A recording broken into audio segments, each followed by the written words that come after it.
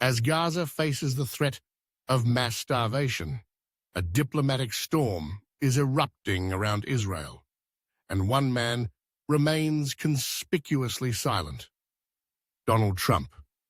In just a few days, some of Israel's closest allies have broken ranks. Britain, France, and Canada issued a joint statement condemning what they called egregious actions in Gaza. They warned of targeted sanctions, a suspension of trade talks, and a review of diplomatic agreements. Even the European Union is now discussing the suspension of its 25-year-old association agreement with Israel. At the heart of this shift lies the growing horror over Gaza's humanitarian collapse. After 11 weeks of a near-total blockade, only a trickle of aid has reached the enclave. Just 130 trucks have crossed in the past 3 days, when the UN says 500 to 600 are needed every single day. Food riots are erupting. Bakeries have shut down due to chaos. Armed looters are attacking convoys.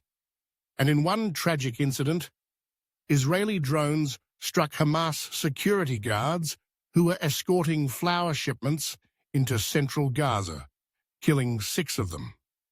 The Israeli government insists it is trying to prevent aid from falling into the hands of Hamas. But even long-time supporters of Israel are now losing patience. UK Foreign Secretary David Lammy didn't mince words.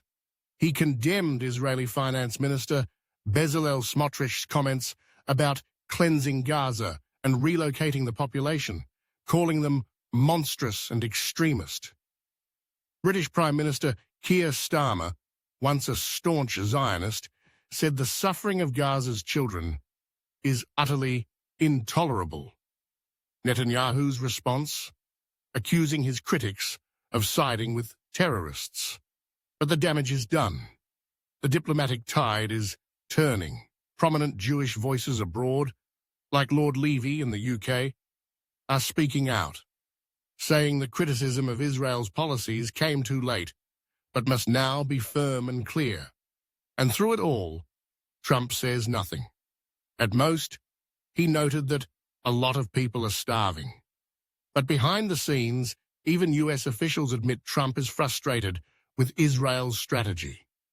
Still, he refuses to act. His silence, perhaps calculated to avoid alienating his evangelical base, has left a vacuum that Europe is now beginning to fill. This isn't just a diplomatic rift. It's a realignment. If Washington won't lead, Europe might. Brussels is considering trade penalties, legal action, and even humanitarian airlifts. The question is no longer whether the international community will act, but whether the US will be part of it.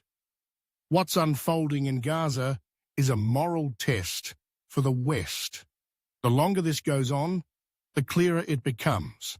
Silence is complicity, and Trump's silence speaks volumes. If you found this video informative, don't forget to like, subscribe, and hit the notification bell so you never miss a new perspective on global events. We break down the stories others overlook, especially when silence speaks louder than action. Join us as we follow the shifting tides of diplomacy, conflict, and power.